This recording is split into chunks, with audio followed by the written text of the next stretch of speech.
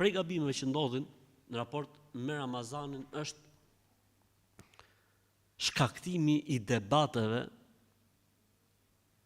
dhe mosagjërimi me muslimanët. Pejgamberi sallallahu alaihi wasallam ka thënë: agjëroni ditën që agjërojnë muslimanët dhe bëni bajram ditën që bëjnë muslimanët. Dhe kështu faktikisht duhet me ecë.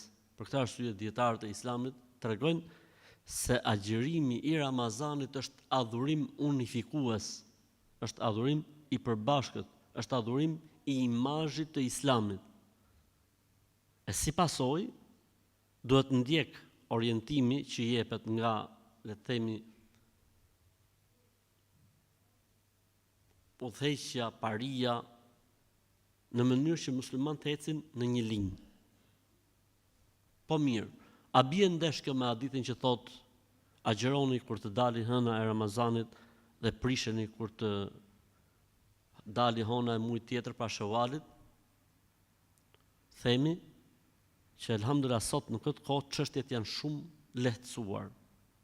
Dhe ka ndodhur për një kohë të gjatë që gjërat kanë ndodhur fiks. Pastaj kur themi ne agjërimi fillon me shikimin e hënës në një nga vendet islame.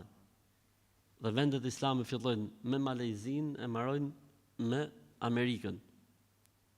Kështu që në përgjithësi ka ndodhur me fjalë që ka qenë pothuajse. Megjithatë, edhe nëse nuk do të ishte, e zejmë se nuk është e qelluar, kjo është një temë që nuk i ka ikur ulemave dhe dietarëve të hershëm.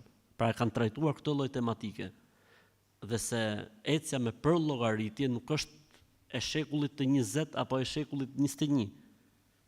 Debati i përllogaritjeve ka qenë një debat qysh nga shekulli i 13. Pra le të themi qysh në shekullin e 6 të Islamit.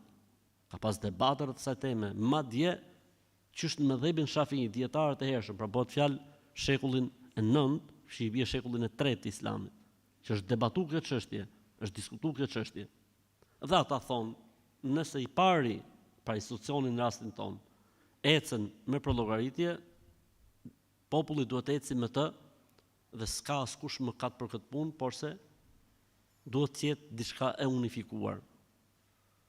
Dhe është habi e madhe, domethënë çudi e madhe që të krijohet debat e të bëhen, domethënë disa njerëz apo disa xhamia objekt diskutimi edhe objekt mediatik dhe lajmesh, duke paraqit një dobësi dhe duke paraqit, domethënë një imazh jo të mirë, gjë që faktikisht nuk e don prej nesh Zoti i gjithësisë.